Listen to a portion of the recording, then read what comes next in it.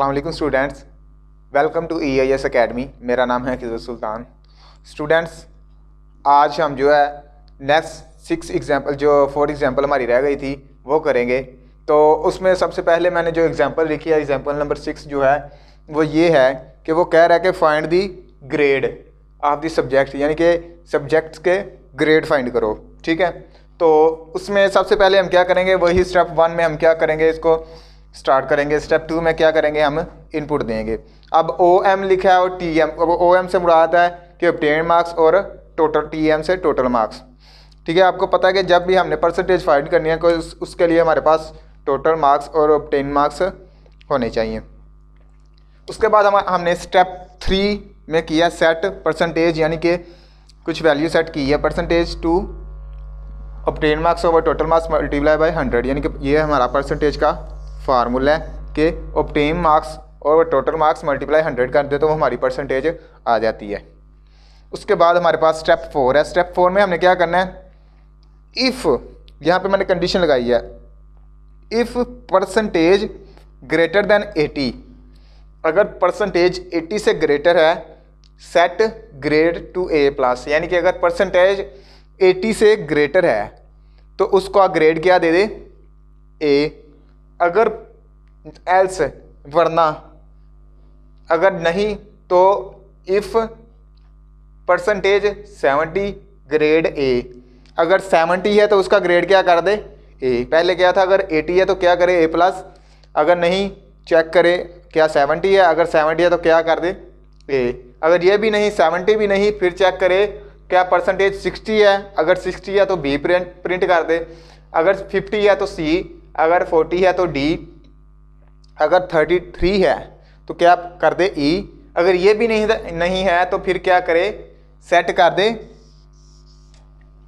F, फिर क्या कर दे, ग्रेड F प्रिंट कर दे। ठीक है, और फिर उसके बाद हमारे पास स्टेप 5 में क्या आ रहा है, आउटपुट ग्रेड। ठीक है, यानी कि जो हमारे पास ग्रेड आया वो आउटपुट कर दे, अगर B आया तो B प्रिंट आउटपुट कर दे या प्रिंट कर दे, अगर A आया तो A आउटपुट कर दे, या अगर F आया तो A हमें प्रिंट दे दे। उसके बाद स्टेप 6 में एंड हो गया। ठीक है, अब देखें स्टेप 4 में ये काम हो रहा है, कंडीशन वाला काम स्टेप 4 में हो रहा है, और स्टेप 5 में क्या हो रहा है, फिर हमारी आउटपुट आ रही है। ठीक है, ये नहीं करना आपने, स्टेप 4 लिखा, फिर उसके बाद स्टेप 5 में ये दूसरी कंडीशन आ गई, फिर स्टेप 6 में तीसरी चौथी, इस तरह कंडीशन नहीं, एक स्टेप में ये सारी कंडीशंस आएंगी। जितनी भी इफ एल्स वाला काम होगा वो एक स्टेप में होगा। ठीक है, एक स्टेप में हमने करना है, वो सारा काम एक स्टेप का है। ठीक है, तो ये था हमारा एग्जाम्पल नंबर 6। ठीक है, ये हमने इसमें उसकी परसेंटेज फाइंड करनी थी या उसका ग्रेड शो करना था।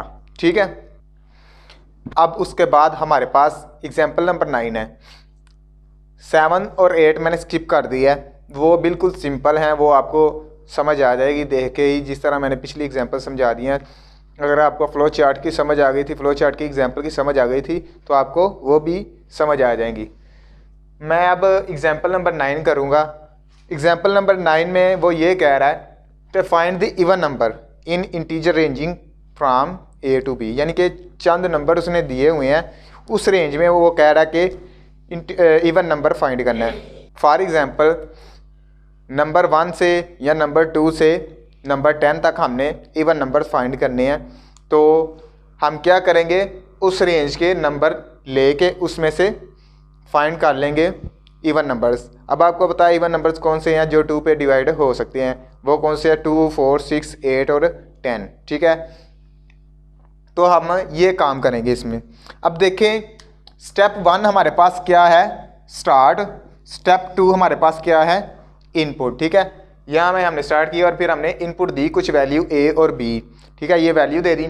उसके बाद स्टेप 3 में क्या कह रहा है, कंडीशन लगी हुई है, इफ़ A ग्रेटर देन और लेस देन B, अगर A जो नंबर है वो B के वो बराबर है या उससे बड़ा है तो, या उससे छोटा है तो क्या करे, एंटर हो जाए इसमें, इस करली ब्रेसिस में, यानी कि इसके अंदर दाखिल हो जाए।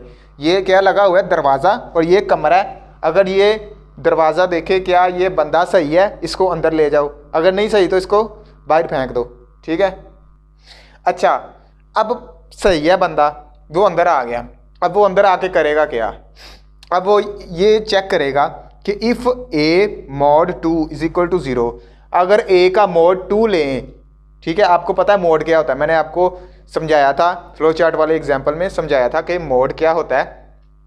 यानी कि किसी भी इंटीजर का हम अगर मॉड लें या उसको डिवाइड करें 2 पे, और नीचे जो रिमाइंडर होता है उसको हम क्या करेंगे, मोड, या उसका क्या करेंगे, अगर हम तकसीम करते हैं उसको मोड लेंगे 2, तो वो क्या है 0। अब देखिए 2 को अगर मैं 4 को 2 पे डिवाइड करता हूँ, 2 2 दा 4, ये 0, ठीक है। ये इसका मोड क्या आ गया 0। मोड इज इक्वल टू 0, अगर उसका मोड 0 है तो आउटपुट कर दे ए। अब फॉर एग्जांपल यहाँ पे वैल्यू हमने एंटर की थी 2, अब 2 10 से छोटा है तो 2 क्या करेगा, सही है 10 से छोटा है, वो अंदर आ जाएगा। अब अंदर आके दूसरा काम ये करेगा, क्या अब 2 का मोड 0 है, अगर 2 को 2 से डिवाइड करें तो वो क्या 0 आता है। अगर 0 आ गया तो वो आउटपुट क्या कर देगा ए, यानी कि 2 आउटपुट यहाँ 2 प्रिंट कर देगा, ठीक है। उसके बाद क्या होगा, set A to A plus 1, यानी कि अब यहाँ पे ये होगा जो ए की वैल्यू 2 है हमारे पास, उसके अंदर एक इंक्रीमेंट हो जाएगा, यानी एक नंबर ऐड हो जाएगा। 2 + 1 हो के क्या हो जाएगा वो 3। अब वो उससे नीचे वाली आएगा। अब गो टू कह रहा है स्टेप 3। अब देखिए यहाँ पे हमारी जो एग्जांपल है गो टू वाली है। अब गो टू का काम यहाँ पे क्या होगा कि स्टेप 6 में क्या करेगा, वो चेक करेगा, वो कह रहा है गो टू स्टेप 3, वो सीधा क्या करेगा स्टेप 6 से क्या करेगा स्टेप 3 में आ जाएगा। अब फिर आएगा, अब देखेगा if A less than B. अब यहाँ पे ए की वैल्यू क्या हो गई थी हमारे पास 3, पहले 2 थी, अब क्या हो गई 3 क्या 10 से छोटी है, हाँ छोटी है, तो वो क्या हो जाएगा अंदर एंटर हो जाएगा। अब अंदर एंटर होने के बाद वहाँ यहाँ पे चेक करेगा क्या अब ए 2 पे तकसीम करें ए को या 3 को 2 पे तकसीम करें 0 आता है, नहीं आता। अब देखें 3 को मैं यहाँ पे डिवाइड करता हूँ, 2 1 दा 2, और हमारे पास रिमाइंडर क्या आ जाएगा 1।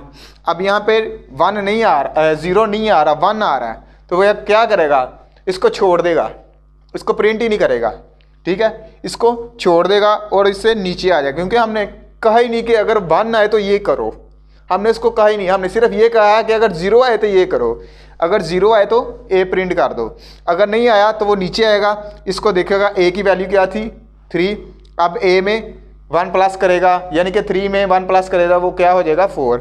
अब फिर आएगा यहाँ पे 6 वाले में, स्टेप 6 में आएगा तो क्या होगा स्टेप 3 में चला जाएगा। इसी तरह 4 होगा तो 4 में भी इस तरह होगा, 4 अंदर आएगा, 4 को चेक करेगा। अब 4 2 पे डिवाइड हो रहा है और 0 भी आ रहा है, 2 पे डिवाइड होकर 0 आ रहा है, तो वो क्या करेगा 2 को प्रिंट कर देगा, ठीक है। इसी तरह फिर 4 में 1 प्लस होगा, इंक्रीमेंट होगा, फिर वापस जाएगा। इसी तरह जब तक 10 होगा, 10 होने के बाद भी अगर बराबर है तो वो अंदर चला जाएगा, ठीक है। अब देखें यहाँ पे 11 हो गया, अब सारा हो गया 10 जब एंटर हुआ 10 उसने प्रिंट कर दिया। अब हमारे पास वैल्यू क्या हो गई 11। अब यहाँ पे जाएगा, अब देखेगा क्या A less than or equal to B. अब यहाँ पे 11 है, अब 11 10 से छोटा है, नहीं वो तो 10 से बड़ा है। अब क्या करेगा यहीं से इसको एंड कर देगा प्रोग्राम को, ठीक है, क्या करेगा इसे यहीं से फेंक देगा, ठीक है। तो एंड कर देगा प्रोग्राम को, स्टेप 7 में आ जाएगा सीधा डायरेक्ट और प्रोग्राम को ख़त्म कर देगा, ठीक है। ये तो हमारा प्रोग्राम। तो हमने यहाँ पे क्या करना था, इसको फाइंड करना था, इवन नंबर फाइंड करना था कौन से हैं, रेंजेस फ्राम, ठीक है, यानी कि चंद नंबर्स हैं उनमें से इवन को फाइंड करना था, यानी कि 10 नंबर्स हैं या 20 नंबर्स हैं, 1 से 10 या 1 से 20 इतने नंबर्स हैं, उनमें से हमने इवन नंबर्स को फाइंड करना था। तो ये उसकी एग्जांपल थी। अब मैं आपको जो एग्जांपल नंबर 7 और 8 है वो बता देता हूँ। वो क्या है, 7 वाली जो एग्जांपल है वो ये है कि find the interest on amount. जैसे कि हमने फ्लो चार्ट में इंटरेस्ट अमाउंट देखा था, इसी तरह हम यहाँ पे भी करेंगे। उसने स्टार्ट किया पहले, फिर इनपुट नंबर, अमाउंट, रेट और ईयर, ठीक है। उसी तरह नीचे उसने प्लान इंटरेस्ट का फार्मूला लगाया और उसकी आउटपुट दे दी है, ठीक है। ये सिंपल, बिल्कुल सिंपल एग्जांपल है यार, बहुत ही सिंपल। उसके बाद 8 वाला जो है वो ये ही है कि convert Celsius to Fahrenheit temperature and vice वर्सा।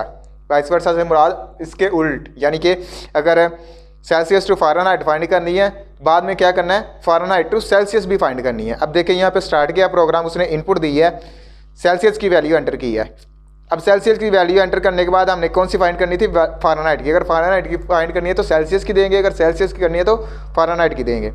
ठीक है, फ़ारेनहाइट का फार्मूला लगाया, उसके बाद उसने फ़ारेनहाइट की वैल्यू प्रिंट कर दिया। उसके बाद क्या किया, हमने फ़ारेनहाइट की फाइंड करनी है तो फ़ारेनहाइट की वैल्यू आई है, सेल्सियस की है करनी है तो सेल्सियस के लिए फ़ारेनहाइट की वैल्यू दी और सेल्सियस का फार्मूला लगा के सेल्सियस की वैल्यू हमारे पास आ गई। ठीक है, ये बिल्कुल सिंपल एग्जाम्पल है, बिल्कुल सिंपल एग्जाम्पल है। आपने ये खुद ट्राई करनी है, खुद इनको करना है, इंशाल्लाह आपसे हो जाएंगी, मुझे उम्मीद है। तो अब हम नेक्स्ट इंशाल्लाह इसका एफिशिएंसी ऑफ एल्गोरिदम करेंगे। ये एग्जांपल्स हमारी कंप्लीट हो गई एल्गोरिदम की। तो नेक्स्ट हम अगले लेक्चर में मिलते हैं आपके साथ। अल्लाह हाफिज़।